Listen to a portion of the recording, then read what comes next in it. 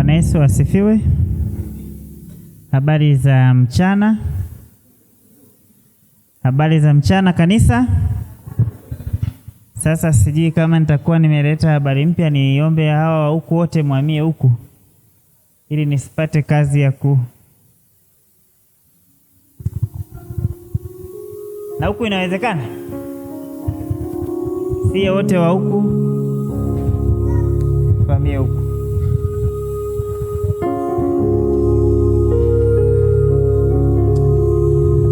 Pasta, ni sali moja au ni dakika zobaki? Sali moja. Sawa.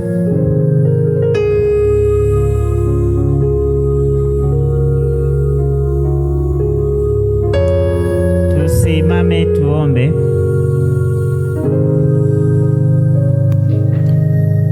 Tuombe. Baba yetu na Mungu wetu wa mbinguni, tunakushukuru kwa upendo wako. Tumerejea tena katika hekalu lako na tumekuwa tukiendelea na vipindi vilivyopita na hichi kinachofuata. Uwe pamoja nasi kwa jina la Yesu, amina.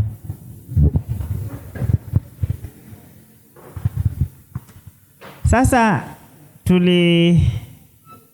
tulielezana mchana, bado tu niendelee kutoa wito kwa kuhudhuria katika mikutano yetu ya ATAPE, na niseme tu kwamba wakati fulani kutembea kufika katika mikutano yetu kunaweza kufanya ukabadili fikra zako ulizokuwa nazo. Hakuna mwanadamu anayefikiri, ni wachache sana, nisiseme hakuna, wapo wanaofikiri nje ya box. Yaani hatukuwa na umeme kabisa, lakini kuna mtu akafikiri kwamba hivi haiwezekani kuwa na umeme kweli. Tulikuwa tunafulia mikono, mwingine akahivi hatuwezi kufulia mashine. Hakukuwa na ndege, mmoja akafikiri hivi hatuwezi kuruka kwa ndege. Kwa akafikiri kitu ambacho hakipo, lakini imekuwa mara chache. Lakini pia inawezekana ukafika katika mikutano yetu kwa siku zote tatu, kuna siku moja au kipindi kimoja au dakika 5 ukapata wazo litakalobadilisha maisha yako. Kwa hiyo mimi niendelee kusihi, mbali na wale watu 6 tuliokuwa tumewapata asubuhi, niendelee kusihi muongezeke tena. Na hivyo niombe kujua kama kuna miongoni mwetu aliporudi nyumbani amefikiria kwamba no, nilisema sitaongozana na ndugu zangu, sasa nitakwenda kuwatia moyo. Hakuna hata mmoja. Hii sio habari nzuri. Basi Mungu aendelee kuwa nanyi, muendelee kufikiria mpaka hatimaye mtuunge mkono. Ni jambo zuri kutembea. Fikiri unataka kujenga nyumba nzuri alafu hujaenda kutembelea za wengine. Ukishamaliza utakapoenda kutembea utagundua ulikosea na huna namna ya kuanza kurudia. Kwa hiyo ni vizuri kama una wazo fulani hivi, katembelee wengine, kasikilize wengine. Wanaweza wakaongea likatokea wazo moja hivi ukaona nilikuwa sijui ila hichi nikakifanyia kazi.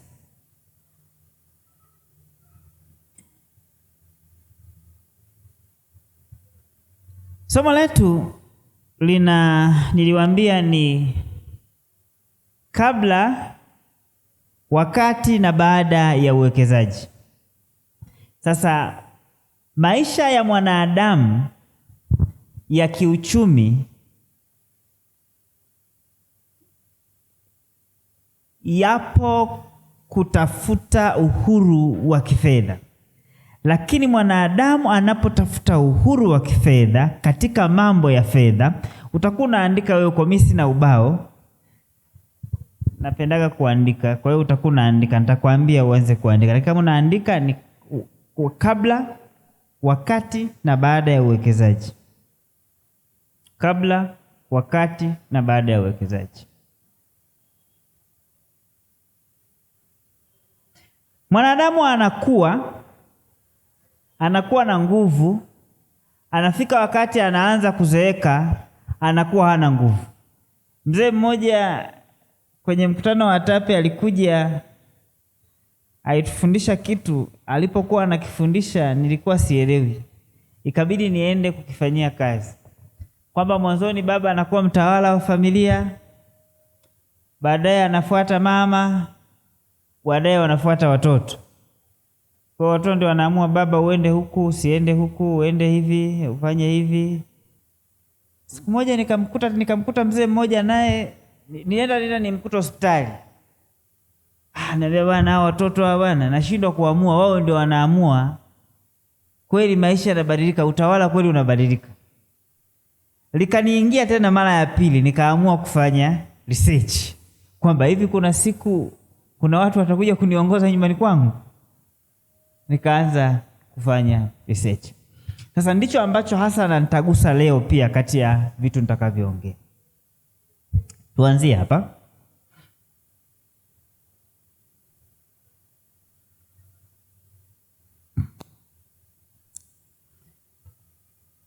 Wangapi tunapenda hela? Ambao tunapenda hela. Ambao hatupendi hela. Wengine hawajui kama wanapenda hela au hawapendi. Ila mnaopenda hela, wangapi tumeanza kuzitafuta? Mama pale ameanza amezitafuta. Sasa kwenye kutafuta hela kuna mambo kadhaa ambayo yapo. Wangapi wanamfahamu tajiri mmoja wapo duniani, au tuseme Tanzania? Tajiri tu unamfahamu? Tumtajie nani? Elon Musk. Mwingine tajiri. Kuwataja matajiri, ukisema mimi huyu namuona ni tajiri, si jambo baya. Haya, tuishie kumtaja Elon Musk. Zile hela anatafuta mwenyewe?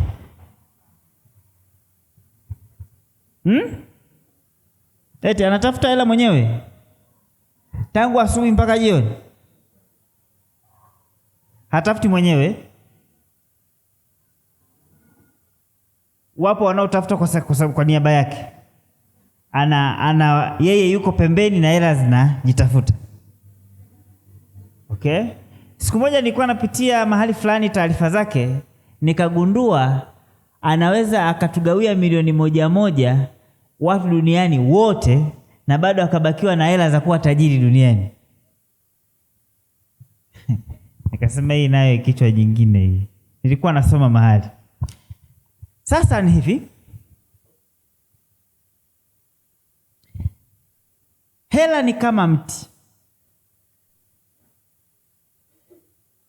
Hela ni kama nini? Ni kama mti. Mti kabla haujaanza kukupa kivuli na matunda, wewe ndio unaanza kuhudumia mti. Alafu mti baadaye ndio unakuja kukuhudumia wewe.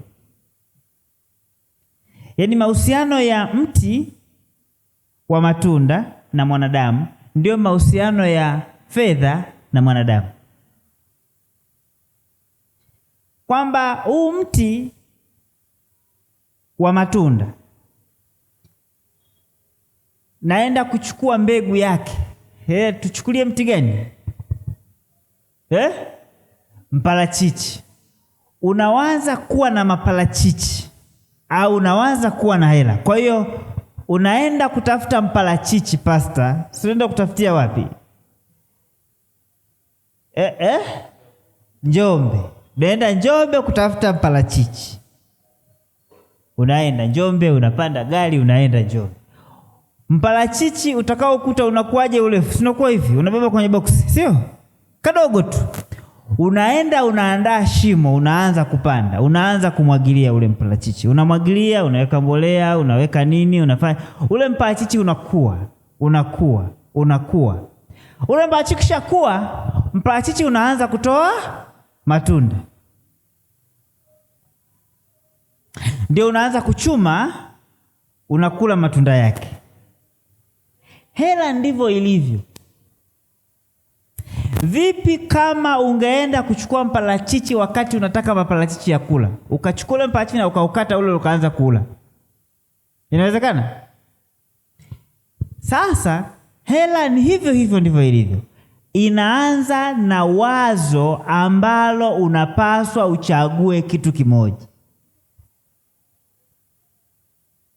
Sio unataka tunda, tukute wewe mwenyewe umebeba mparachichi, umebeba mkomamanga, umebeba mang'ang'a, umebeba maembe, umebeba ndizi, yaani matunda yote duniani umebeba, unasema unaenda kupanda. Inawezekana? Haya yanakomaa kwenye mvua, haya yanakomaa kwenye joto, haya kwenye baridi. Kwa hiyo huwezi kuwa na matunda yote. Ni sawasawa na mtu anataka kukata msitu unataka kukata, unaanza umeshika shoka lako, unakata mti mmoja, ukikata tu mara moja unaenda mti mwingine, unaenda mpaka kumaliza miti yote, alafu ndipo urudi kwenye ule mti wa kwanza. Kinachoweza kutokea ni nini? Utamaliza huo msitu? Huo msitu hautaumaliza. Ila kama utakata mti mmoja mpaka uanguke ndio ufuate mwingine, huo msitu kuna siku moja utafanya namna gani? Utaisha. Sasa fedha, lazima ufokasi kwenye kitu kimoja kwanza. Sasa kabla ya kufokasi kwenye kitu kimoja, unatakiwa kwanza uanze kuviangalia vyote, kwamba mimi nataka matunda, nataka kulima matunda. Mwembe ukoje? Unaenda kujifunza mwembe. Mparachichi ukoje? Unaenda kujifunza mparachichi.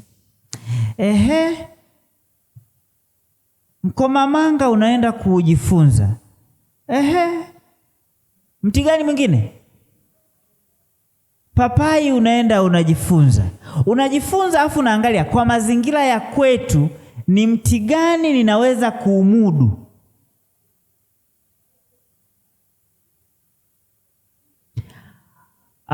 Huku kwetu maparachichi hayakubali, ila maembe yanakubali. Lakini nina mtaji, nina ardhi ya kuanza na maembe. Kwa jambo la kwanza ni kuangalia aina ya biashara zilizopo. Unataka hela ndiyo, lakini utaipatia wapi? Ni jambo la kwanza kujiuliza. Sasa utaipatia wapi? Lazima tujue wewe ni nani, ni wa kiume, ni wa kike, ni baba, ni mama, ni mzee, ni kijana. Kwa sababu unaweza kuunda mradi mzuri wa kijana ukiwa wewe ni mzee, na hivyo vinakuwa vichekesho. Unaweza kutengeneza mradi mzuri ambao angetengeneza mzee alafu wewe ni kijana, nayo hiyo inakuwa namna gani? Kichekesho. Kwa hiyo lazima ujue wewe ni nani, ndugu zako ni akina nani. Kuna mwingine anapoanza safari haangalii mazingira ya ndugu zake ni akina nani, anaanza tu yeye mwenyewe. Halo? Yaani kuna mwingine anapoanza biashara, anapoanza wazo la kupata hela, anatakiwa aangalie na ndugu zake ni akina nani. Akijua ndugu zake ni akina nani, lazima ujue wako wapi. Alafu je, uanzishe waliko au mbali na wao?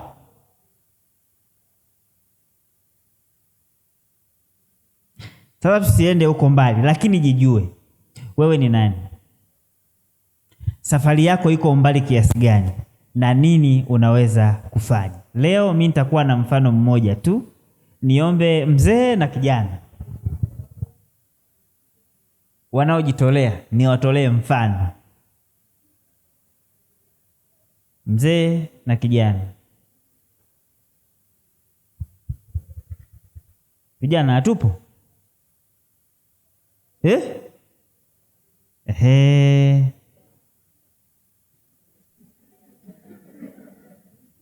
Mbona mnacheka? Karibuni sana watu wa Mungu. Karibu sana. Wote ni vijana. Nitamani nipate mzee. Naomba mtu wa Mungu, wewe nakushukuru, baki hapa, nibaki na huyu kijana. Nimuombe mzee.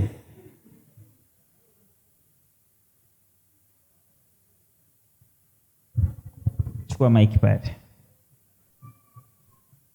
Niwe naangalia muda, utangulizi usio kama mrefu sana. Chukua maiki hapo mama.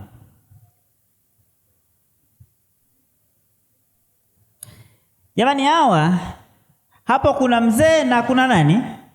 Kuna kijana. Tumchukulie kijana huyu hajaoa.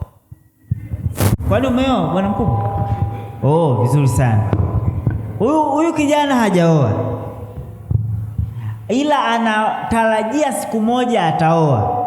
Si kama nimekosea? Okay. Anatarajia siku moja ataoa. Anapotarajia kwamba ataoa, unamjua mkeo utakayeoa? Hamjui atakayeoa. Kwa kuwa hajui, na baada ya kuoa mtoto wa kwanza unamjua atakuwa wa namna gani? Hajui. Sasa ni hivi, huyu hapa, kadri muda unavyoenda, matumizi yatakuwa yanapungua, yatakuwa yanaongezeka? Halo? Matumizi yatakuwa yanapungua, yatakuwa yanaongezeka? Yatakuwa yanaongezeka. Yaani huyu hapa kama kipato chake kipo sasa hivi, yaani anakaa kwenye akili ajue awe anataka au awe hataki. Mwaka unaposonga matumizi yanaongezeka, mwaka unapoongezeka matumizi yanaongezeka. Akioa tu matumizi yameongezeka. Mtoto tu wa kwanza matumizi yameongezeka, mtoto tu wa pili matumizi yameongezeka, na watoto wanavyoendelea nao kukua matumizi yanaongezeka. Kwa hiyo huyu ndio ajijue hivyo. Halafu anaweza kuwa wa kwanza kwao, ana wadogo zake, na wale wadogo zake bado ni wadogo, na kusa wadogo zake bado ni wadogo, wanatakiwa kwenda shule. Lazima huyu ajue uwezo wa baba yake na mama yake. Kama uwezo na baba yake na mama yake hauwezi kumudu kusomesha wadogo zake, ajue kwamba huo mzigo, kwamba anataka au hataki, mchuma majanga hula na wakwao, itamuhusu. Halo? Asipokuwa na huo ufahamu, hesabu zake atakavyozicheza zitamuumiza. Yaani maisha ni kama draft. Atakavyokuwa anasogeza zile kete, asipojijua lazima atafika wakati ataumia tu.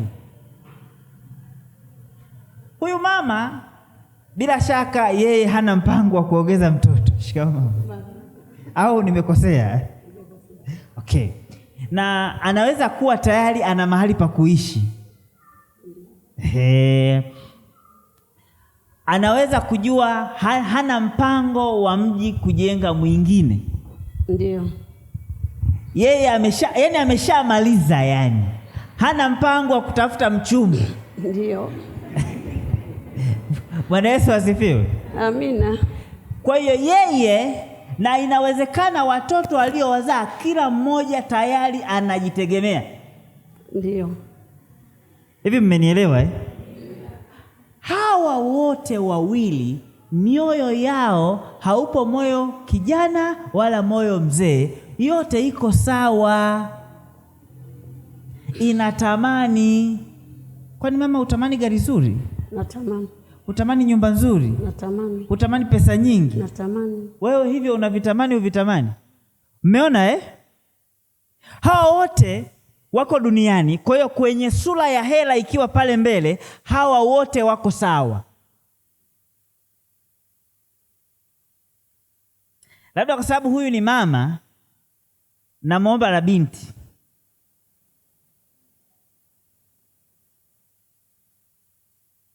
hatuna binti.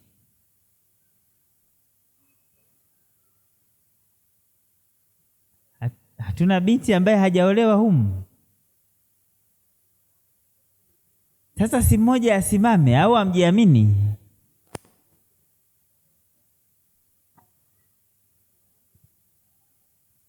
Ila mama mleteni kiti ya keti.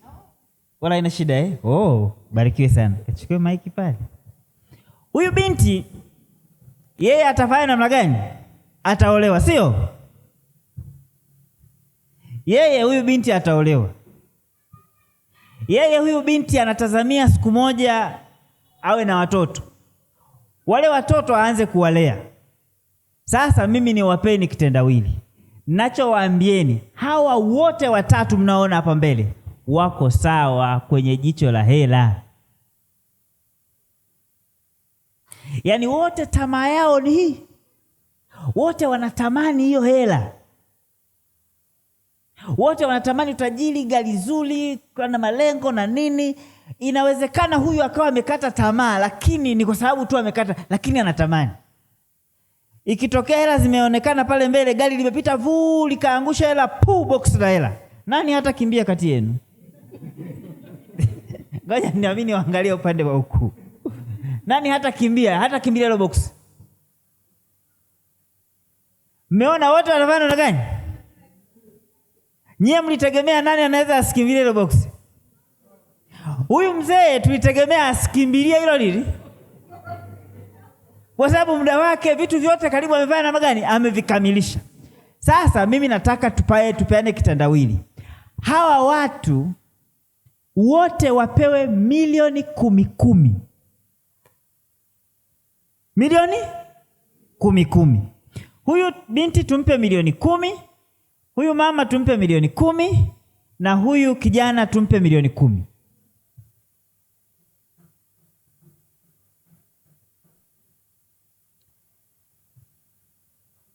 Matumizi yao yanaweza kuwa sawa. Kwa nini? Haya, mnanyosha mikono sasa. Tunaanza darasa. Itakuwa fupi lakini nataka nieleze kitu kidogo hivi. Mwenye maiki anitembezee maiki kule.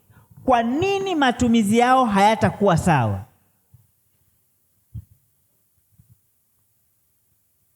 Mlijibu mikono hamna.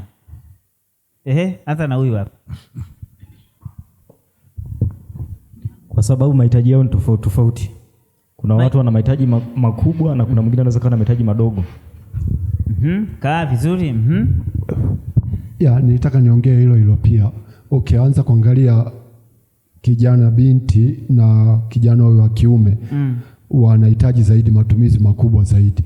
Kwa hiyo kulingana na mama pia matumizi yatakuwa ni kidogo. Kwamba mama anaweza kawa anakula sahani moja, huyu anakula sahani 3.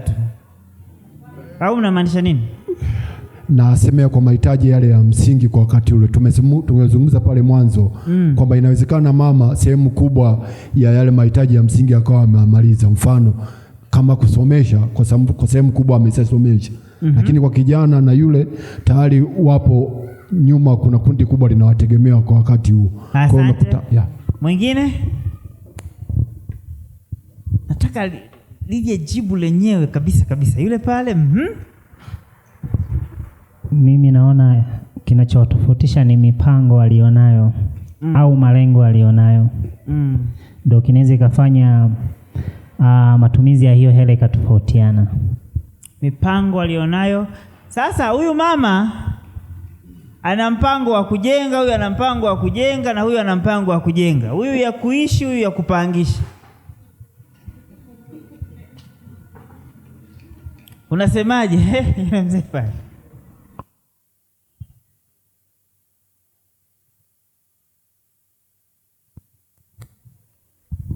Mimi nafikiri ya kwamba pesa ikiongezeka matumizi pia yanaongezeka. Kwa hivyo kama mama bibi anaweza akawa na matumizi madogo lakini punde akipata pesa lazima matumizi nayo yataongezeka. Kwa hivyo mimi nafikiri wote wanaweza kuwa na matumizi sawa. Kwa sababu pesa ikiongezeka wanaweza kuwa na matumizi sawa. Ubarikiwe sana. Huyu mtu wa mwisho. Mzee Muhaya, unanielewa kweli? Tuko pamoja?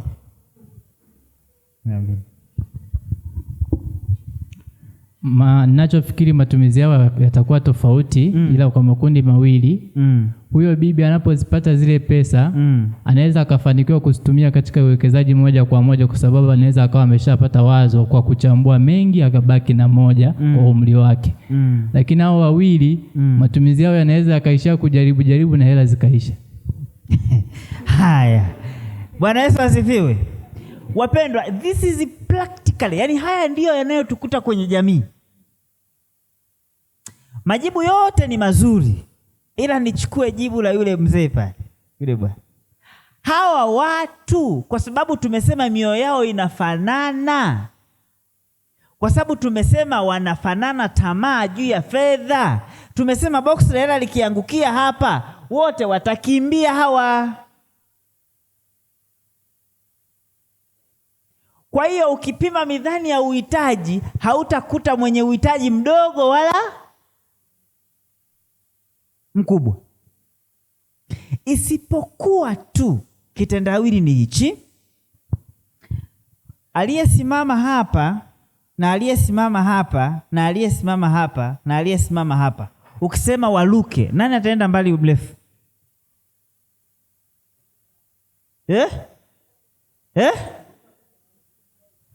Aha, vizuri sana, kutoka kwenda mbele.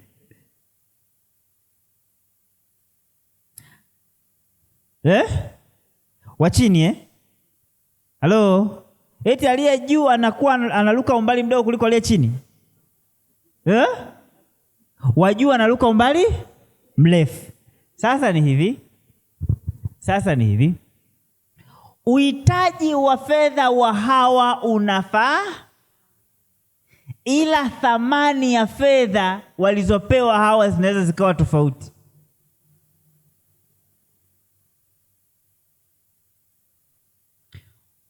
Hawa wote, huyu akijenga nyumba ya kupangisha, huyu akijenga nyumba ya kupangisha, huyu akijenga nyumba ya kupangisha, nani atakuwa amekosea?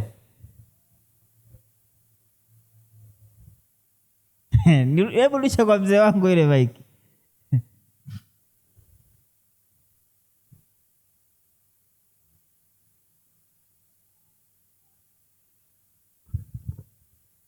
Kutokana na vipaumbele vya kila umoja, kwa vijana kipaumbele cha kwanza ni kupata nyumba.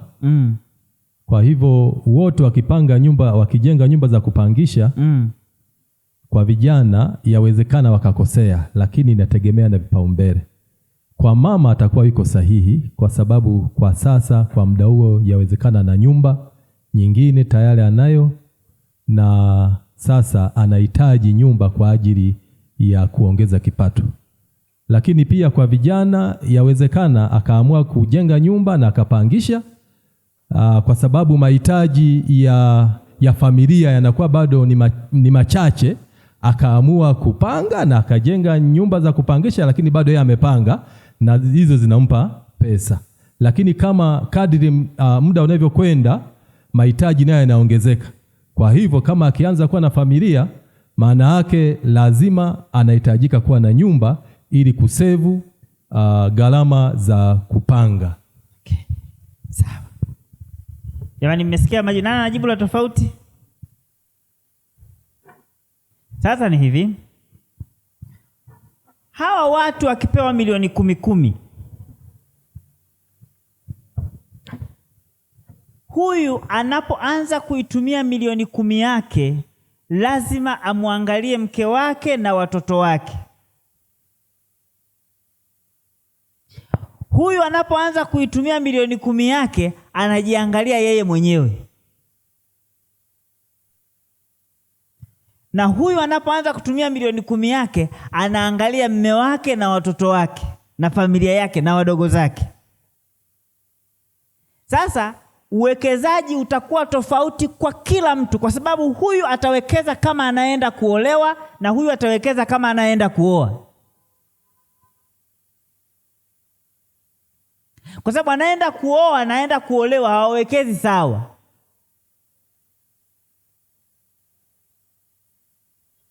Chukulia unaenda kuolewa, alafu umewekeza kwenye biashara ambayo ni day to day, yani you have to supervise, unatakiwa uwe nayo koli kila siku.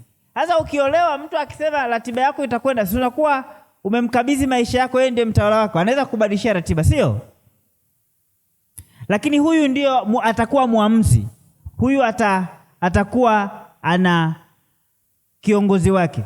Kwa hiyo watatumia tofauti, lakini pia huyu mama anaweza kuamua kwenda kununua nguo nzuri akapendeza na marashi vizuri. Huyu dada akifanya kama huyu mama, huyu dada atakuwa amefanya namna gani? Amekosea, sio? Kwa nini? Kwa sababu huyu anakoenda siko huyu anakoenda. Huyu dada anaweza akaamua hii hela, aamue kwamba hii hela mimi nitajenga nyumba, sawa? Huyu kaka akijenga nyumba, hiyo hela ya mwanzo, huyu akajenga nyumba ya kuishi na huyu akajenga nyumba ya kuishi, nani atakuwa amekosea?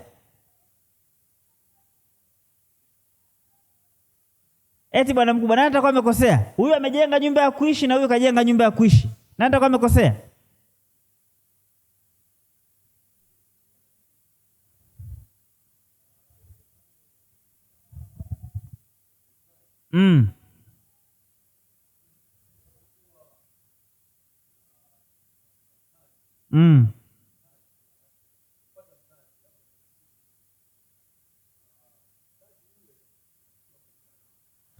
Nani atakuwa amekosea? Yule akijenga nyumba ya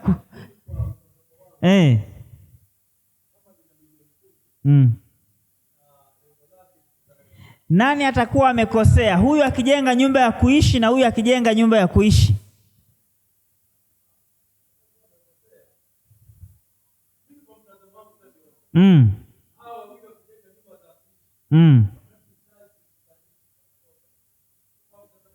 Sawa.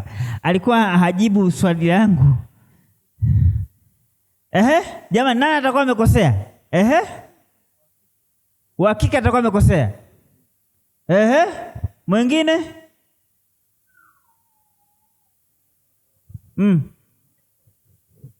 Hebu tumpigie makofi. Kanisani atupigie makofi Sasa sikiliza, kibarua ni hiki, naomba mnisikilize. Huyu pamoja na kwamba anakuwa na watoto, lakini yupo mwenye dhamana hasa, hata atakapokuwa kama amewekwa, yuko Meta, ameambiwa bwana una bed rest miezi 3, yuko atakaye kuwa answerable kulipa hizo bili. Mtoto anapoenda shule, yeye sio wa kwanza kulipa hizo bili. Yupo huyo mwanaume atayetakiwa kulipa hizo ada. Kwa hiyo wanaweza wote, mimi nipata milioni 10 nikajenga, na wewe milioni 10 nikajenga. Huyu tutamuona huyu hesabu zake hazipo, kwa sababu kinachotakiwa si ni hela. Anachotakiwa nacho, kinachofanya tuishi si ni hela. Amejengea hela, amebaki na nyumba, then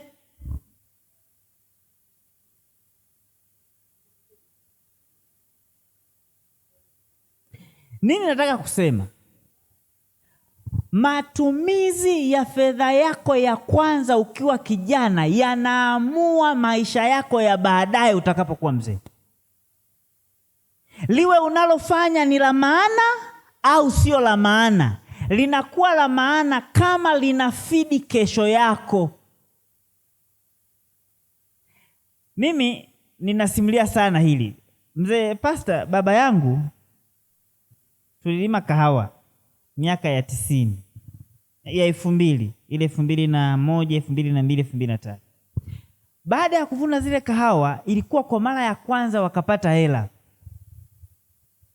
Walipopata zile hela, baba na mama walienda wakanunua simenti, wakanunua na bati, wakaja wakaezua nyasi, wakapiga bati, wakati nyumba ilikuwa haivuji.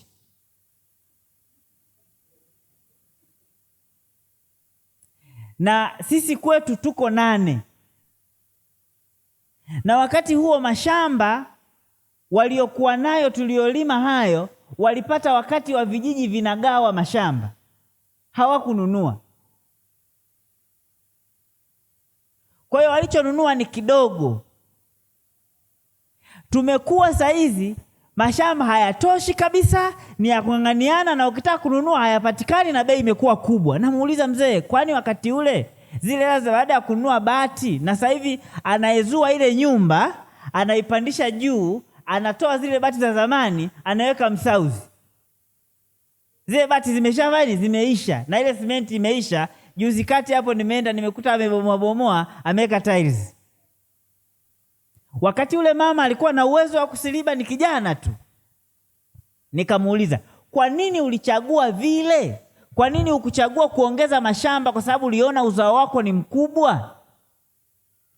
Akakiri akasema, ni kosa kubwa nililokuwa nifanya, ilikuwa tamaa ya moyo, baada ya kuona kila ambaye anaonekana wa kifahari kijijini amepiga bati. Yaani kijijini kwamba mtu akitaka kuonekana na heshima anakuwa amepiga bati. Kwa na wenyewe wakaenda kwenye mwendeleo huo. Sasa ni hivi ndugu zangu, kabla hujafanya matumizi ya fedha yako, lazima ujijue wewe ni nani na ndugu zako ni akina nani na unaenda wapi.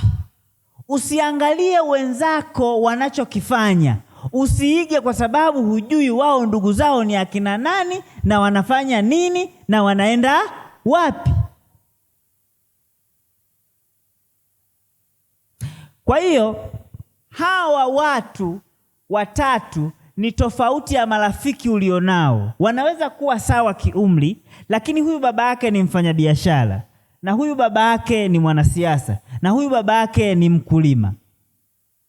Chukulia huyu baba yake ni mkulima wa kawaida kule kijijini, huyu ni mwanasiasa mkubwa nchini, huyu naye ni mfanyabiashara au mkubwa. Alafu wewe umekuja unataka uige matumizi ya huyu. Ni kitu ambacho huwezi kufanikiwa. Kwa hiyo tumia fedha, wekeza katika mradi ambao unaakisi kesho yako kwa umri wako ulivyo na unakoenda na jinsia yako na ndugu zako.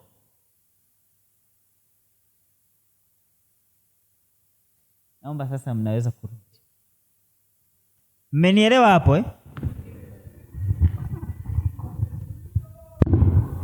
Hatua ya pili. Ukishajijua wewe ni nani, umejua mwelekeo wako, ndipo sasa unasema, tuchukulie mfano, umeamua kwamba mimi nitawekeza kwenye biashara gani kwa mfano? Kwenye nini kwa mfano? Yaani umeshajijua. Kuna mwingine umezalishwa nyumbani, una watoto watatu, huna mme, na wewe unatakiwa kujijua na watoto wako na baba yako na mama yako na aliyekuzalisha. Na wewe uliye na mtoto, una mtoto kwa mama huyu, mtoto kwa mama huyu, mtoto kwa mama. Lazima ujijue na ufahamu na ujue na utakavyozielekeza na utakavyoendesha. Na wewe unajua ni umri wako ni huu. Yaani kuna mwingine akipewa milioni 5 akitumia zote na kesho zitakuja mifumo tofauti na maisha tofauti. Hiyo ni hatua ya kwanza. Hapo ni kabla ya uwekezaji. Ya pili, kabla ya uwekezaji. Ya pili, kabla ya uwekezaji. Ya kwanza, kujijua wewe ni nani, ndugu zako ni akina nani, jamii yako ni nani, na unaenda wapi na umetoka wapi. Ya pili, ile ya kwanza itakusaidia kuchagua huo uwekezaji. Hautachagua kutokana na mtaji ulionao, utachagua kutokana na vision ulionayo.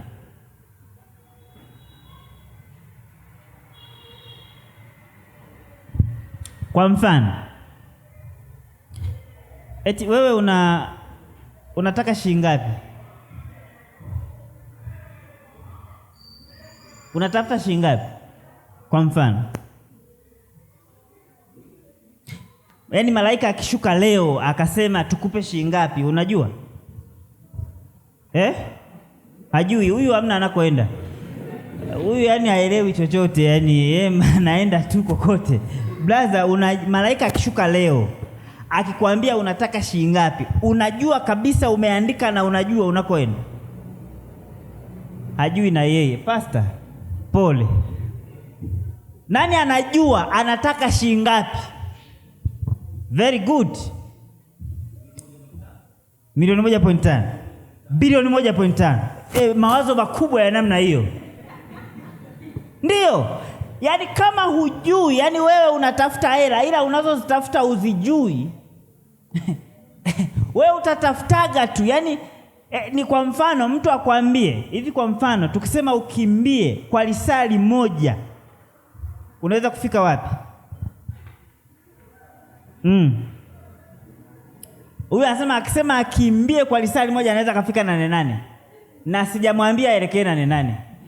Kwa hiyo ndivyo inavyokuwa. Yaani wewe unakuwa unatafuta usichokijua, yaani hujui, unaambia kimbia, unaanza kukimbia, hujui unaelekea wapi. Lakini angekuwa anajua anatakiwa kufika Iunga na amepewa lisali moja, angepiga hesabu, nikikimbia nitafika, sitafika, kwa hiyo nichukue bodaboda, au bodaboda sitafika, nichukue gari. Kwa sababu kama hujui sasa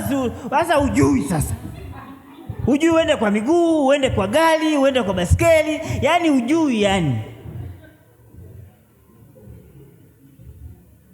hata Mungu akisema kikao wakikaa, jina lako likapita, na tuko watu wengi, John Hamisi Juma, tunatakiwa kumbariki.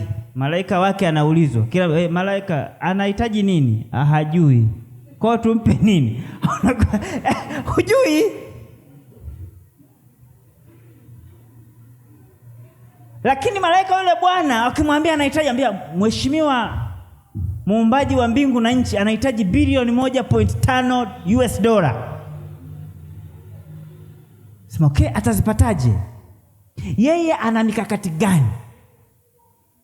Ndio swali mbinguni nalokaa linaelezwa. Yeye ana mikakati gani? Kwa sababu tutazitoa kutoka mbinguni. Mbinguni hatuna US dollar. US dollar ziko duniani kule kule.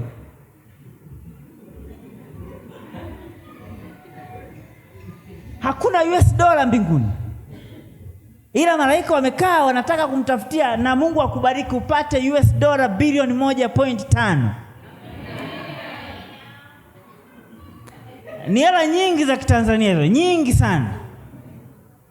Sasa huyu bwana yeye mipango yake anawaza, ili nipate US dollar bilioni 1.5, pengine anahitaji kulima maparachichi heka 100. Ndio zinaweza kutoa bilioni 1.5, pengine ni mfano, kwa mwaka mmoja. Sasa hana mtaji. Yupo bwana mmoja alikuja kwangu, alikuwa na hela, anasema nataka kupanda maparachichi. Nikamuuliza unakaa wapi? Akaniambia anakaa Uyore. Nikasema sawa. Mke wako? Akanieleza. Baba yako? Akanieleza. Mama yako? Akanieleza. Ndugu zako? Akanieleza. Nikasema wewe, kwa ninavyokuona maparachichi hautalima, acha, ila panga kulima. Hakunielewa, akaenda akalima. Baada ya miaka 2 akanipigia simu, niko kwenye kesi, mbuzi zimekula, sasa tunagombana na mbuzi zishakula. Bwana asifiwe. Kwa sababu unaanza kitu ambacho uwezo hauna vizuri, kwa hiyo hauwezi kumaster. Yani you can't control the business at 100%. If you can control the business 50%, is not your business and left it. Just plan until you have full control on it.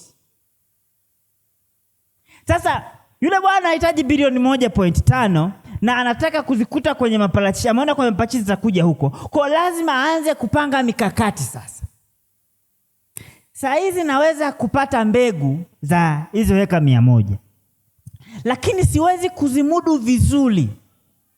Kwa hiyo mimi nitaanza kulima mahindi.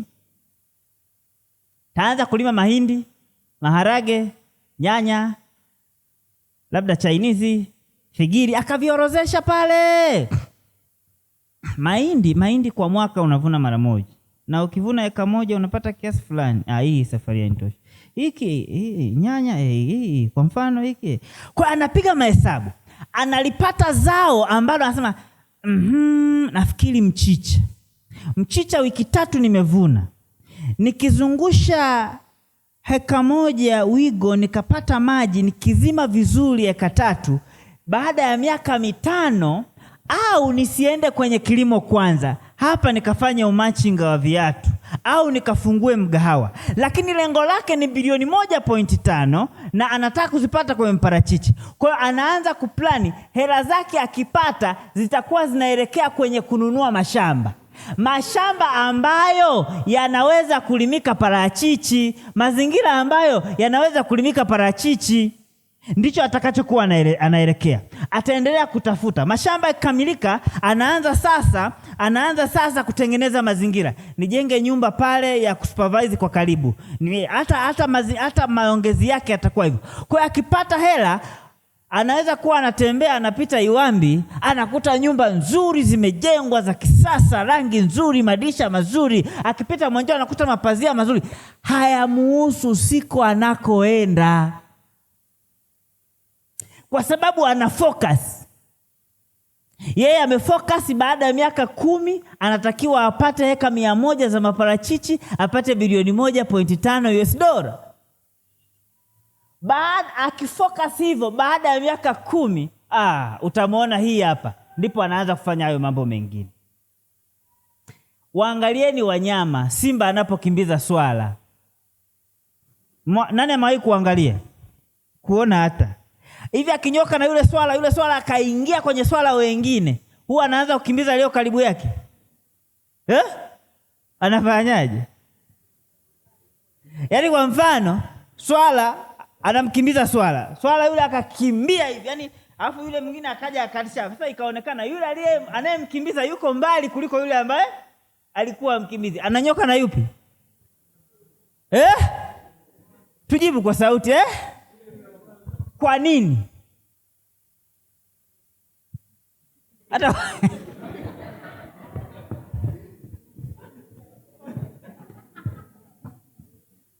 kama ndiye anaanza safari. Wapendwa, ni hivi, unaponyoka kwa kitu kimoja ulichokipanga, ukajifanyia evaluation vizuri, wewe ni nani, ndugu zako ni akina nani, jinsia yako ni nani, majukumu yako ni yapi, safari yako ni ndefu kiasi gani, unaenda unaandika wazo lako. Na ndio Mungu anasema iandike njozi yako isomeke kama maji. Wanapokaa mbinguni wajue unataka nini. Sio unaomba Mungu nipatie hela. Mbinguni hakuna kiwanda cha kutengeneza hela, wapendwa. Vikogo hapa.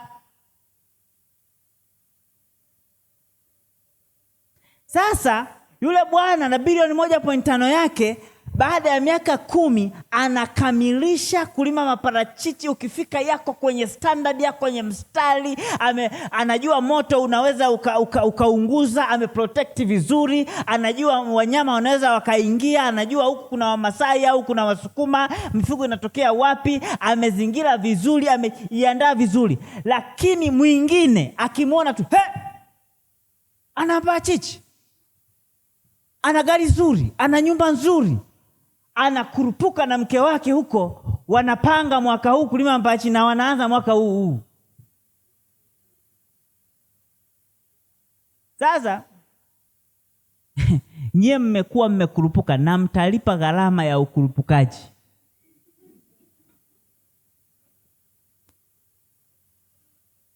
Mtalipa gharama. Wazo linakuja mwaka huu umedandia. Yaani ni sasa wewe uko stendi, alafu uelewi unaenda wapi, alafu unachagua gari la kupanda. Hivi ukienda Nane pale na wewe unaenda Tukuyu, alafu imekuja basi ya Shabibi inaenda Dar, utaingia? Lakini nawaambia wapendwa, wengi wameingia. Anaenda kushtuka, yuko Morogoro, anauliza hapa ni wapi? Ni Morogoro. Ndiye kwenda Tukuyu yuko wapi? Wanamwambia hii ya kurudi. Kwa sababu unamkuta mzee anafikiria wazo jipya la kufanya uzeeni, na anatengeneza wazo na anaanza biashara mpya. Unamuuliza huyu mzee amedondoka jana. Kwa hiyo kabla, mambo mawili uyazingatie. Jijue wewe ni nani, na weka lengo. Jua, panga mwishoni kwanza. Yaani huwezi kuanza safari unapanga hapa. Unapanga mwisho kabla, yaani unatengeneza wazo kubwa unalotaka, ndipo unaanza kutafuta wazo la kufidi lile wazo kubwa. Hivi mmenielewa hapo? Yaani kwa mfano mwaka 2026 ndio hii, si Disemba hii. Januari pasa pengine unasema hitaji lako ni kiasi gani? Andika tu linalokuja kichwani, nataka milioni 100. Andika milioni 100. Kazi inakuwa nitaipataje? Ndipo unapoanza. Lakini usiweze kama hivi 2026 natafuta, unasema natafuta hela. Mbinguni wakikaa, huyu anatafuta shilingi ngapi? Hajui, anatafuta hata 500 ni hela yeye mpe. Anatafuta hela. Panga wazo, alafu anza kutembea na hilo wazo. Swali.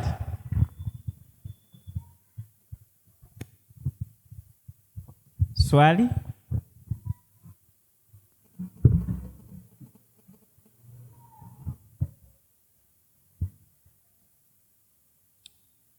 Hamna swali?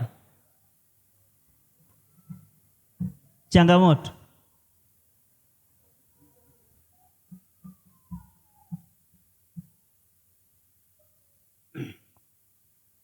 Hello?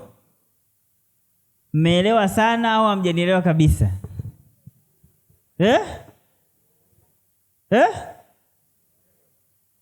Kwamba kitu cha kwanza, jijue wewe ni nani na ndugu zako ni akina nani na unaenda wapi na umetoka wapi. Sawa? Usiige. Kitu cha pili, panga lengo kubwa, anza kulifanyisha lile kazi lengo kubwa. Alafu huwezi kupanga lengo kubwa kwa siku moja.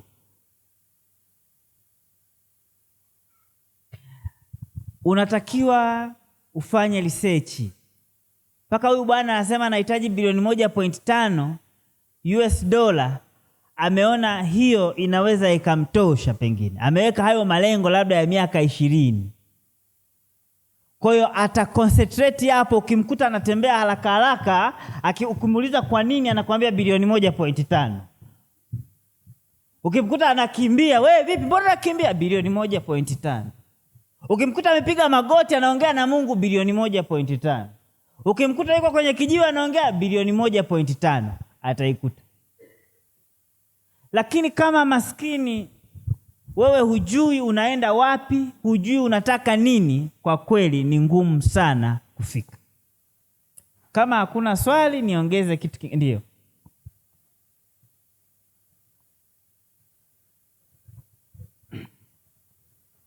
Naam?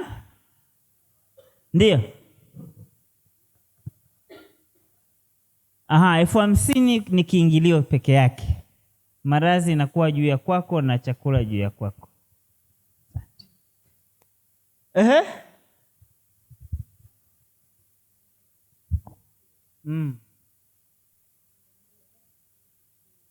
Ndio. Ndio la kwanza hilo, sio la pili.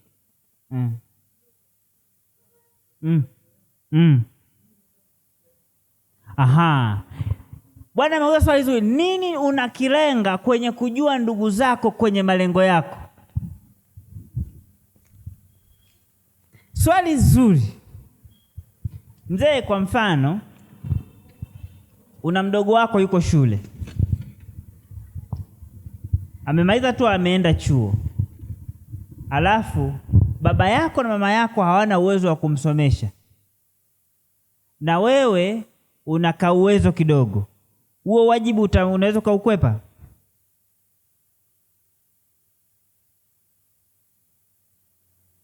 Eti wapenda, unaweza kaukwepa kiurahisi? Au mama yako amelazwa hospitali na kwenye familia wewe ndio unaonekana una nafuu ya maisha, utakwepa hilo jambo? Baba yako imetokea anaumwa, yeye hana uwezo. Unajua kuna mzee akiumwa, mnapoenda hospitali anawapa na hela, kama mmekuja nauli, chukueni nauli. Mgonjwa anatoa nauli. Kweli mliokuja, mmekuja ni wahitaji kuliko mgonjwa, ni vile tu anaumwa. Au pasta anaongea uongo? umebeba juisi sijui na matunda ya 5,000, unapoondoka na kupa 50,000. Ni mgonjwa umeenda kumwona, na ni kitu cha kawaida. Lakini wale ndugu mzee, hali zao zinaathiri hali yako. Wengine wanaanzisha miradi mikubwa wakijua wanao ndugu wa kuwashika mkono na kuwasaidia. Kwa kama ndugu wana hali nzuri, ujue pia namna ya kuwatumia. Yaani naposema ujijue, yaani upange ukijijua. Yaani kama una rafiki yako, unakuta wewe una rafiki yako, yeye ana baba na mama, wewe una baba, una mama. Mnafanana? Mnaweza mkafanana matumizi. Mnaweza mkafanana malengo. Lazima ujue na uwezo wa mama yako. Pia ujue wewe ni wangapi kwenu. Wa kwanza na wa mwisho ni watu wawili tofauti. Huyu wa mwisho unakuta huyu kaka anafanya biashara fulani, huyu baba mdogo anafanya biashara fulani, huyu nani anafanya biashara fulani, huyu nani yuko sehemu fulani, huyu ni mwalimu, huyu ni daktari. Kwa hiyo akikoa huyu atatumia 5,000, huyu 5,000, huyu. Wewe ni wa kwanza unatakiwa utume, yeye anatumiwa. Alafu mnaenda mko njia moja mnaimba msifu. No, hatuwezi kwenda hivyo. Jijue wewe ni mbuzi, huyu ni ng'ombe, huyu ni kondoo. Hamwezi kukaa zizi moja. Hamwezi kuwa na matumizi mamoja. Kwa jambo linalotugharimu la kwanza ni kujijua sisi ni akina nani.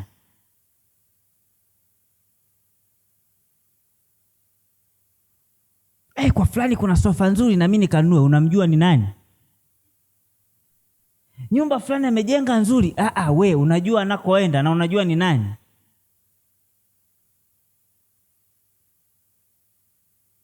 Mzee, si kama nimejibu vizuri? Ndio.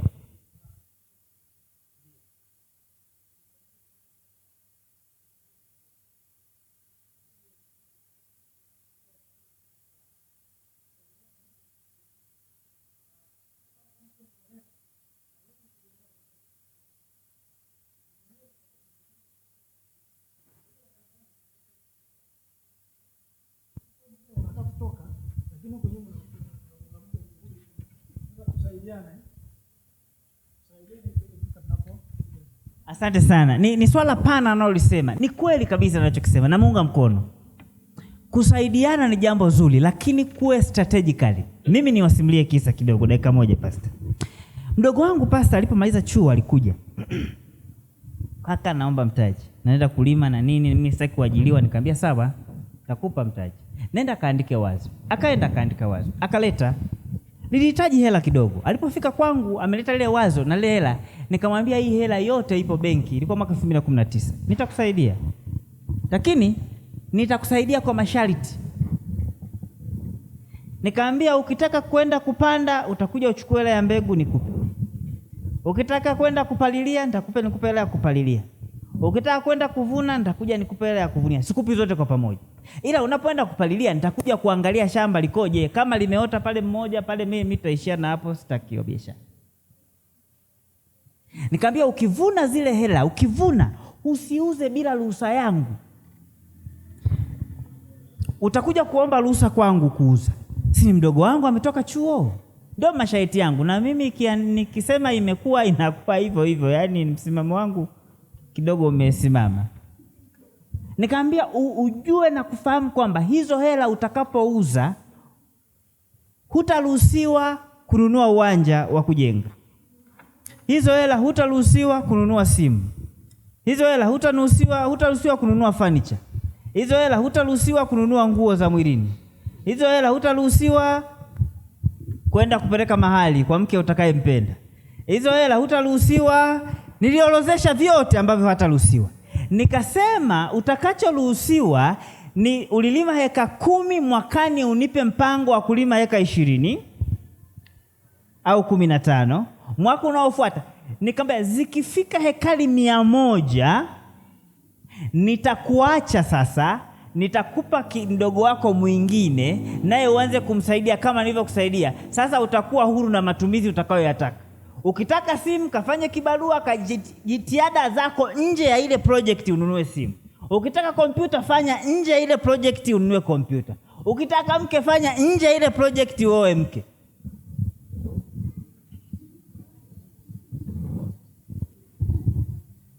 Hiyo mmeielewa? Halo? Lakini unaweza kusema umeikusanya hela milioni 5, 10, unampa ndugu yako, ile milioni 5 wanaenda wanampuna. Unajua pasa tunawindana. Kwani hela zinapatikana wapi jamani? Si kwa watu wale Mwanjelwa wote wale wenye mavitenge, wenye maduka, wenye vikombe, wenye nini, wale hawajaenda kutembea Mwanjelwa, wameenda kuwinda hela zetu na hawana mzaa nazo. Wakizikuta wanaondoka nazo. Hawajatuletea vitenge, hawajatuletea magodoro, wanataka hela yako ya mfukoni. Ni vile tu wakikukaba kuchukua kwa nguvu, utawapeleka polisi, watafungwa. Kwa hiyo wanakuletea, una gauni la kijani, wanakuletea lekundu, na wewe unafikiri unahitaji gauni, kumbe umechagua, umenunua rangi. Una vyombo nyumbani, wamekuletea chombo kina ndege, unasema nahitaji chombo, unakula ndege. Kwa hiyo wanakuwinda. Kwa hiyo unaweza ukampa mtu hela ukizani unamsaidia, akishazipata wanaenda wanampuna huko, anarudi tena anakuwa muhitaji. Ukishamsaidia mtu akaendelea kuwa muhitaji, ulikuwa hujamsaidia bado. Na hilo niseme kwa mchungaji. Pastor, nilikuwepo siku ile kwenye makambi yenu mnapofunga. Mlikuwa na mradi mkubwa kabisa wa kujenga kanisa kubwa kabisa. Na mimi nawaombea Mungu mfanikiwe. Ila unayo kazi ya kuhakikisha hawa washiriki wana uchumi. Mimi sikuwa na mpango wa kipindi hiki cha jioni. Pastor ndiye alikileta tu, akaniambia utakuwa na kipindi baadaye. Ni moja hii kitu. Kwa hiyo kutuwezesha sisi namna ya kuishi na namna, mimi nafikiri mnatutembeleaga kujua hali zetu za kiroho. Mpange na ziara za kutembelea purpose kwa ajili ya uchumi. Unaambia mimi leo sijaja kujua hali yako ya kiroho, nimekuja kujua una shilingi ngapi, unatafuta shilingi ngapi, unatafutia wapi na unafanyaje. Akija unamwambia lete faili lako. Unaanza kusoma, huyu mtu kweli ameandika, ana mipango, yuko anakoenda. Kwa sababu mshiriki akiwa maskini na wewe utakuwa maskini na kanisa litakuwa maskini. Mshiriki akiwa muhitaji na kanisa litakuwa la kihitaji. Na mchungaji atakuwa muhitaji. Kwani hamjasoma kwamba wachungaji walionekana kondeni kwa sababu sadaka hazipo kanisani? Kwani hatujasoma? Kwa hiyo jambo moja mimi nakubaliana na wewe, wawezeshe ndugu wanaokuzunguka. Lakini kuna wakati ukipiga hesabu vizuri, ni vizuri ndugu zako wasijue unakoenda. Wakati fulani, wakati fulani ndugu akijua una milioni 10 ndani, akili zao zinalala, likija la kuja kwa fulani kuna milioni 10. Hafikiria out of the box. Kuna mmoja alikuwa anaenda kustaafu. Umekaribia kustaafu. Nikamwambia umekaribia kustaafu, hakikisha ndugu zako watajua kuwa umestaafu baada ya miaka hii. Kwa sababu akijua umestaafu mwaka huu, watajua una hela. Wakipata changamoto, hawata utilize ubongo wao vya kutosha, watakuja kwako, na kabla hujazitumia, hujaziweka vizuri, hujaziwekeza. Kwa piga mahesabu, uwe mwaminifu. Sikufundishi ubaili, ila piga hesabu vizuri, ujue kinachopaswa kikupasacho kufanya kwa wakati huo. Bwana Yesu asifiwe. Wapendwa, mmenielewa? Na moja ya kitu ambacho hutafanikiwa ikiwa haupendi wenzako wafanikiwe, ninakuhakikishia na wewe hautafanikiwa. Yaani ikiwa kuna mtu anaona kwa mfano tumesema hapa ana bilioni 1.5 US dollar. Ukiona tayari amekuwa nazo na wewe linakuuma. Yaani wewe jifunge kamba ukajitwishe baharini. Kwa sababu wewe unachukiaje mwenzako ana hela? Jamani, muda wetu umekwisha. Kama kuna swali, nimeongea tu hayo mambo mawili yanatosha kwa leo.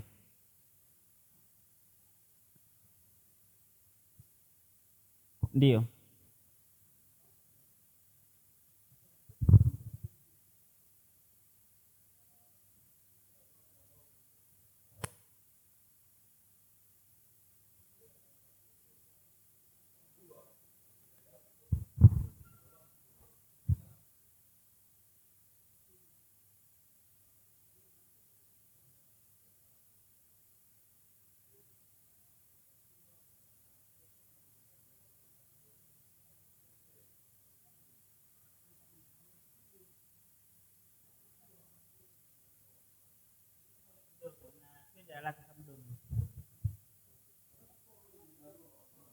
Mathalani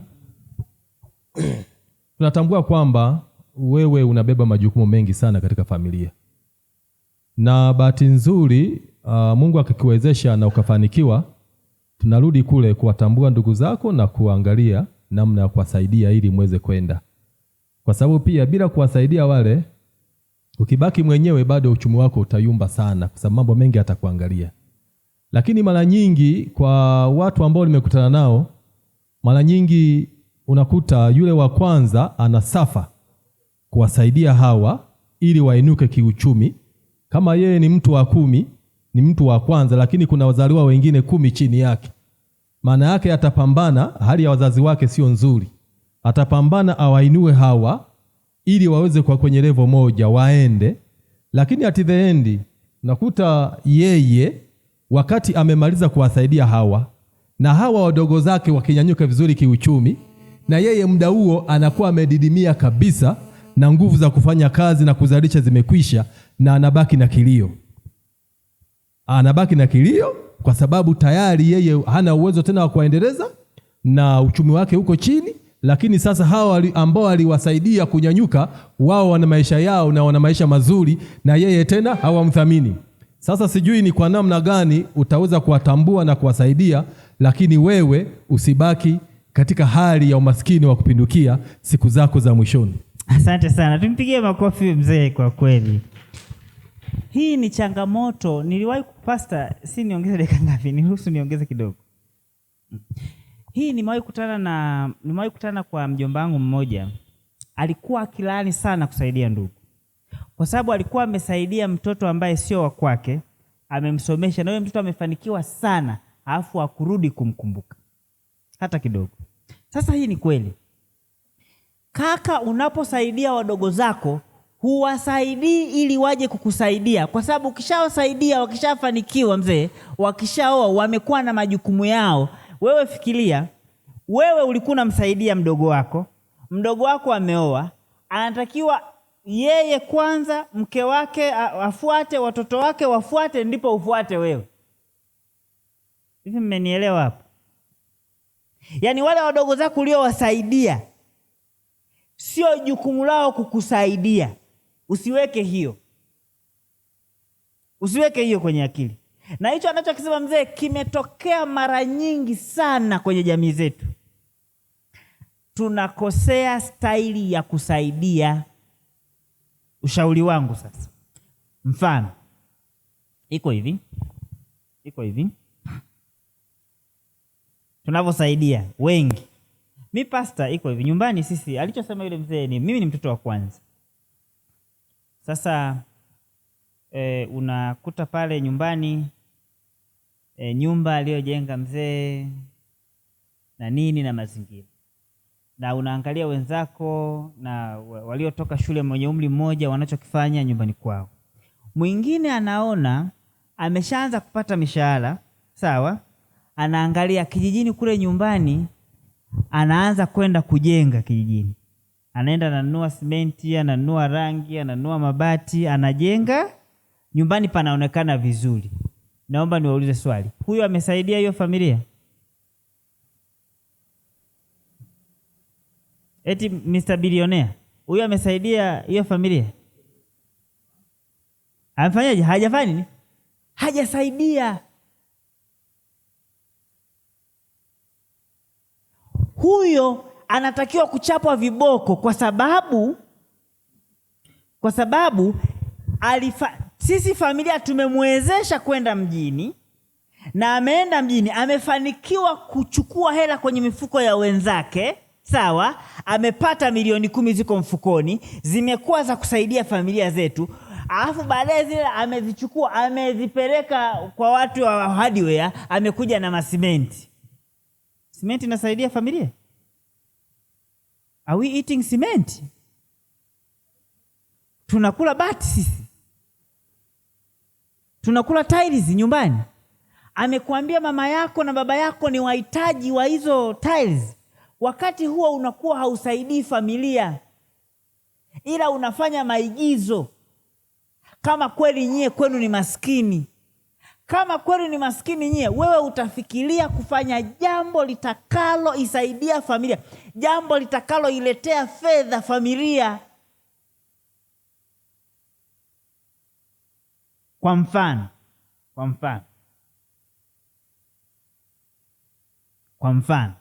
wewe umepata hela, unataka kusaidia familia kweli kabisa. Unasema mimi nitajinyima kwa miaka 5. Baba anaishi, mama na wadogo zako ni wahitaji, na ile hela vitu wanavyovihitaji unayo, lakini unaona mahitaji yao sio basic needs za kuwafanya waishi, ni luxury need. Hivi mnanielewa nikisema luxury need? Kwamba wanaishi katika mazingira duni. Sasa kuishi katika mazingira duni, na wewe umeipata hela ya kuwawezesha kuishi katika mazingira, yaani unaweza kaenda ukapabadilisha pale nyumbani. Sema sasa ngoja nikatengeneze kaoshi. Kwa mfano niliwaambia asubuhi, nenda katengeneze labda sehemu, kachafute kijiwe cha kwamba unajaza upepo na nini, unaunga pancha magari na nini, unafanya hivyo. Mchukue mdogo wako akae pale. Huyo umemsaidia. Bwana Yesu asifiwe. Huyu umefanya namna gani? Lakini tuseme mtu ameona namna ya kumsaidia mdogo wake, amefungua biashara, ametaka asimamie, ameweka malengo, na huyu mwingine ameenda kubadilisha pale nyumbani. Sikatai kwenda kubadilisha mazingira ya nyumbani, msininukuu vibaya. Inategemea na wakati na position uliopo. Unatakiwa kufanya hivyo kwa uaminifu, ikiwa ndio hitaji la kwanza. Kwa hiyo nenda kaanzishe. Yaani unajua, ngoja nikwambie kitu kimoja. Wewe ukipewa milioni 10 leo, ukaenda kuanzisha mradi wa kukuletea 500,000, hata kama zinakuja kwako, wewe unaisaidia familia. Hivi unajua hicho kitu? Yaani hata kama zile zinakuja kwako, wewe uchumi wako unapoongezeka, ni uchumi wa familia unaongezeka. Unless uwe bahili. Uchumi wako unapodidimia, ni uchumi wa familia unafanya nani? Unadidimia. Kwa hiyo kama wewe unaisaidia familia, fanya juu chini, na uchumi wako uwe unakuwa mwaka hadi mwaka. Umenielewa hapo mzee? Kwa hiyo unapowasaidia wadogo zako, ndugu zako na nani, hakisha uchumi wako unakuwa mwaka hadi mwaka, ili usije ukawaraumu.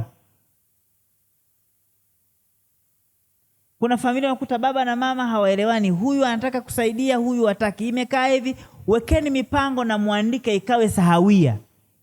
Kwa hiyo namna bora ya kusaidia uchumi wana familia ni kuongeza kipato ndani ya familia. Narudia tena, namna bora ya kuongeza uchumi wa familia ni kuongeza kipato ndani ya familia. Kama mko 5, kipato chenu mkijumuisha wote ni milioni 10 kwa mwezi, mmoja na wawili au mmoja akaongeza kipato chake, amesaidia familia. Kwa sababu jambo litakapoikuta familia, atakuwa na uwezo wa kulisolve, unless awe bahili, kitu ambacho mbingu hazifundishi. Si kama nimejibu vizuri?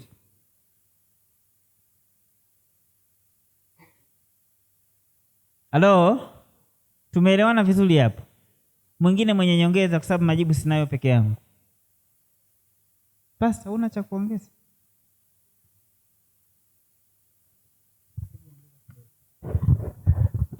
Nilidhani kwa sababu mtu wa hela yuko hapa, mimi nisiongelee sana swala la hela.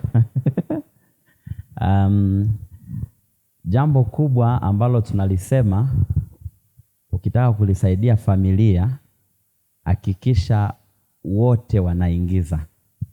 Hapo ndio utakuwa umewasaidia. Na ndio maana kila wakati nikisema hapa, usiwalete ukawaweka nyumbani wakakaa, ila walete uwe nao ila wafanye. Kwa hiyo kama huyu anaziba huku pancha, huyu kula anauza karanga. Jamani, karanga za moto. Yaani hatembee humu mjini mpaka alete hizo 500 hapa ndani. Alafu ndio jioni atakula. Unampa, asipouza unamwambia leo tutafunga, tunaomba, na mfungo wetu unaanza jioni. Utaona kesho akienda na ongeza bidii ya kazi. Hii mimi niliifanya, nilikuwa nasimamia kituo cha kuuza vitabu. Nikagundua wainjilisti tumetoka shuleni, wao wamekuja mjini, kila anayetaka kwenda mjini anatafuta kanisa la kwenda kuhubiri. Saa ikifika vitabu havijauzwa na chakula kinaelekea kuisha. Nikasema sasa hamna kula mpaka vitabu viende. Kwa hiyo leo usiku tutafunga, tunaomba Mungu atupatie wateja. Kesho nako mfungo. Mbona vitabu vilinunuliwa? Tulipotoka viliuzwa. Si kwamba viliuzwa kwa sababu tumeomba sana, ila kwa sababu watu waliongeza juhudi ya nini? Ya kazi. So hiyo ni namna pia ya kuongeza kipato. Jamani, mmeelewa kwamba yani kama nyie mna familia, mko watano, hebu piga picha, nenda nyumbani kwenu, nyie ni familia. Ile familia mnatakiwa kama kwa mwaka mzunguko ni bilioni 1, ni milioni 1, mwakani uongezeke. Kwa hiyo kumsaidia mtu ni kufikiri kabisa, sio kwenda kuchukua hela za watoto wako kwenda kumrundikia yeye, kuchukua za watoto wako kwenda kumrundikia yeye. Tunamsaidia, unampa, ni mdogo wangu sasa nifanyaje? Unampa leo anaharibu, unampa zingine anaharibu. Tafuta mbinu nzuri ya kumsaidia na usimuache. Ndio bwana mkubwa. Mike, mpelekee Mike mara moja. Sasa uniambie sasa nifunge saa ngapi? Nimekuja kuna muda, lakini nashukuru kwa kipindi nilichokikuta. Lakini sasa swali langu linakuja zuri tu kwako, kwamba kuna mfano mzuri umeutoa kuhusu mdogo wako, namna ulivyompa mikakati. Lakini kama nakufuatilia mpaka mwisho, haukuwa mwazi mwishoni. Je, mdogo wako alikubaliana na ile masharti, lakini ulienda vizuri, mwisho wa siku ukaamua kunyamaza? Hatujui kwamba ile masharti mdogo wako aliyaweza akayafanya, okay, au naye mwisho wa siku naye akaona kaka huyu naye chana naye. Ukweli mbichi, alikataa hayo masharti, akaenda kunishtaki kwa wazazi, wakaniita kwa kikao, msaidie mdogo wako, hayo masharti ni magumu, hatujai kuona. Nikawaambia kama hataki masharti akatafute za kwake. Kwa hiyo sikumsaidia. Amekuja kurudi, akaenda Dodoma, akaenda wapi, amekuja kurudi akasema nasikitika, ninaumia, nilikataa lile wazo, lilikuwa zuri, sasa nimerudi nitekeleze lile wazo. Ndio.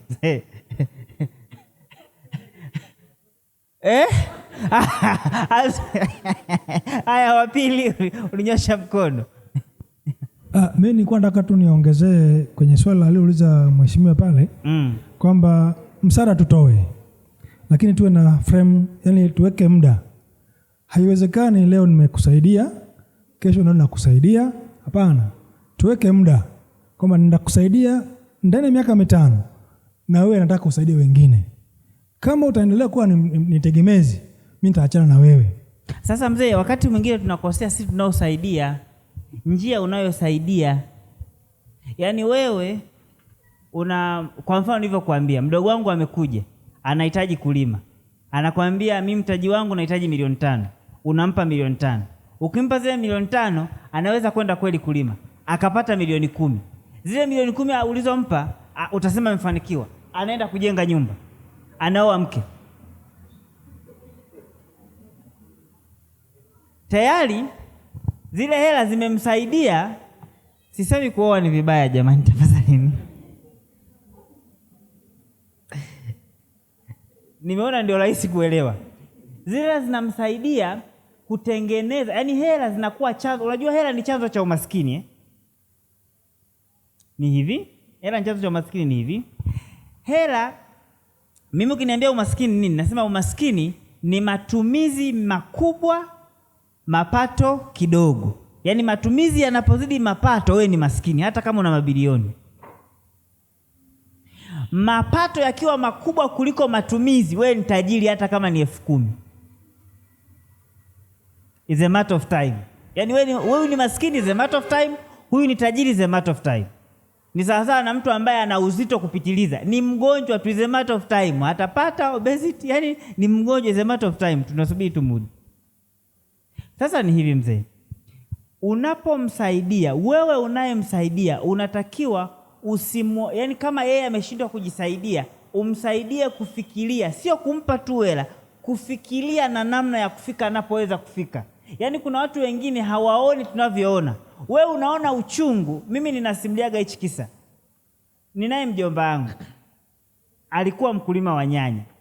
Tumelima na lima. Kuna mwaka nyanya zikawa adimu sana. Akapata hela nyingi kwa kipindi kifupi. Nikatoka nyumbani kwenda kumpongeza. Ninafika ningali mbali kama Yesu anaulilia Yerusalemu. Nikamlilia mjomba wangu. Kwa nini? Nikaona nyumba inameremeta, inafanya hivi. Nilipofika pale nyumbani, nikauliza mjomba, mbona umefanya hivi? Kuingia ndani, sofa zimenyooka. Nikasema sikai kwenye sofa zako, ninaondoka. Kwa sababu tumepata hela kwenye ukoo wetu, wewe umetoa tena umepeka kwenye ukoo watu wengine, umechukua rangi na haya masofa, tumebaki kuwa maskini tena. Umepaka rangi paka ukutani, upenuni, kweli. Niliondoka. Sikurudi tena. Baada ya miaka 5, alikuja na mama yangu mzazi kusema nilikuwa sijaelewa, sasa nimeelewa. Zile hela nilitumia vibaya, mpaka leo bado ni muhitaji wa hela. Kwa tutumie hela ili tusiwe wahitaji wa hela. Tumia hela ili kesho usiwe muhitaji wa hela. Tumia hela ili kesho usiwe muhitaji wa hela. Usitumie hela kutibu tamaa yako kwamba kitenge kile kizuri. Sijui saa. Unafumbwa macho. Unaangalia leo hauna deni lolote. Kwa hiyo ile hela unapoitumia leo, unaitumia, unakuza status, unaweta matumizi. Kipato kopa, kwa mfano chukulia mtu pasta, kuna watu unakuta ametoka chuo. Mshahara umekuwa 500 pengine au 1,000 au 700. Akiwa vile peke yake, amepanga chumba peke yake, hana matumizi na hamna anayejua. Aidha ameenda ametoka Mbeya, yuko Tabora. Yuko peke yake, hana rafiki kule Tabora, washiriki hawamjui, amemtangaza pale ni mgeni. Yaani akipata hela 500, unaweza kuta akatumia 50,000 na mwezi akatoboa. Anaweza kapanga chumba na akawa na jiko lake la gesi na vyombo viwili na tandiko tu, akaishi na maisha yakaenda. Lakini kwa sababu anaweka 500 ile 500, yule ni tajiri kwa sababu ubongo wake haujaharibika kwa matumizi. Yaani kwenye chini anaweza kulala, kwa miguu anaweza kutembea.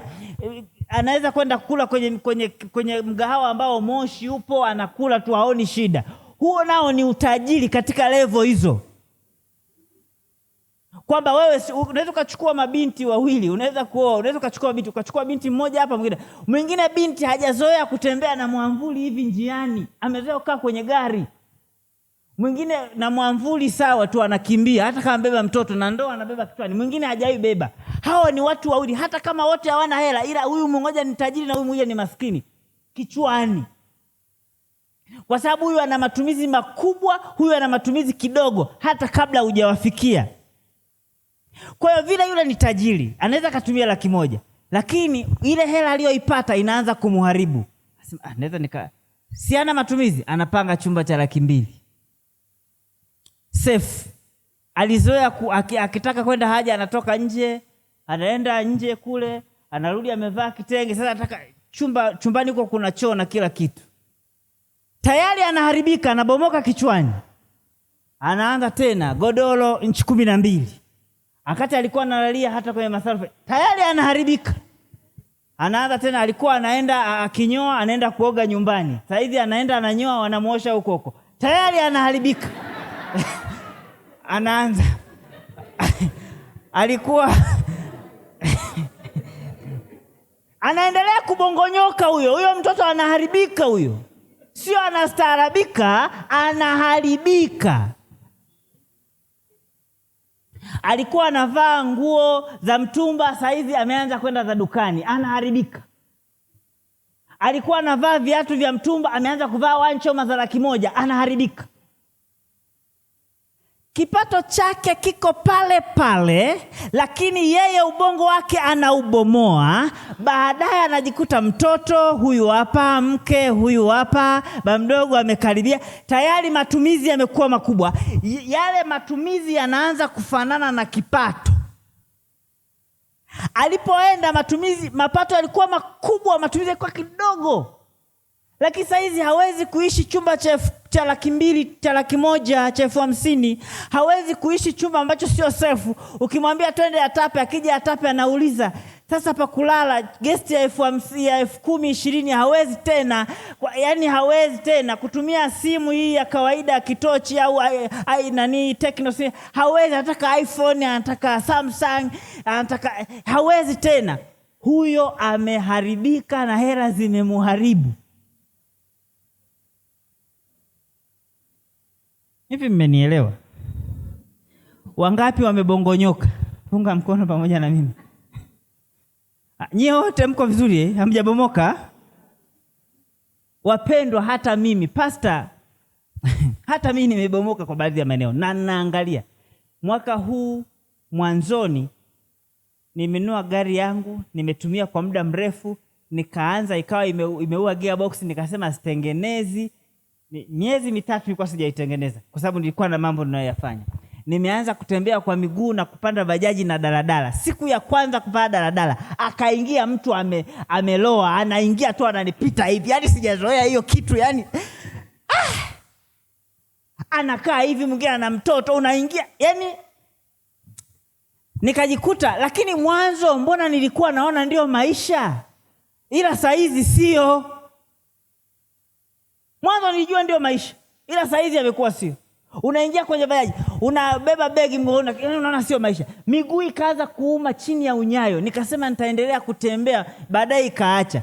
Kwa hiyo hela zinaweza kuchangia kukuharibu, ukawa wewe tu ni matumizi makubwa. Baki pale pale kwenye lifestyle yako, usiongeze status, ongeza kipato kuiangalia kesho. Angeenda Tabora, Morogoro, ana 700,000, alafu ana malengo ya bilioni 1.5 kama yule jamaa, hawezi kuwaza kupanga hiyo chumba. Ile hela anaiona ni kidogo kutoka malengo makubwa. Lakini huna malengo, hela utaiona kubwa. Tusimame. Kama huna malengo, milioni ni kubwa. Milioni 100 pia nayo inaweza kuwa kubwa. Unaweza kawa unatembea barabarani kama hivyo unatembea hewani, kwa sababu kuna milioni 100 kwenye akaunti. Ni vile tu malengo yako ni kidogo. Watu wa Mungu, mnanielewa? Lakini status yako iweke chini. Usiharibu ubongo wako, wala usiharibu watoto wako, wala usiharibu ndugu zako. Kwamba mkitaka kula, mmeenda sehemu amechoma kuku, mmekaa mmekula. Siku watakapotakiwa kwenda kwenye mgahawa wale kande, wakae sehemu wale kande za 500 na siku ishe, hawezi. Sio kwamba haziwezi kumfanya aishi, ila yeye aishabongonyoka kichwani.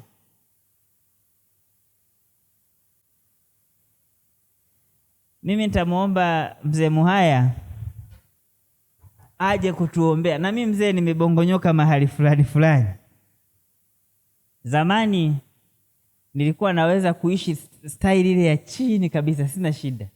Lakini saa hizi kuna maisha siyawezi kwa sababu hela zimenibongonyoa. Kwa hiyo utuombee Mungu. Ni hela na elimu. Utuombee Mungu atusaidie vijana waliobongonyoka warudie njia zao za zamani, waweze kuwa na thamani kidogo ya status ili waweze kutunza kipato chao. Kwa karibu, kama unataka kuongeza Mwana Atape, wa ndugu zetu, alafu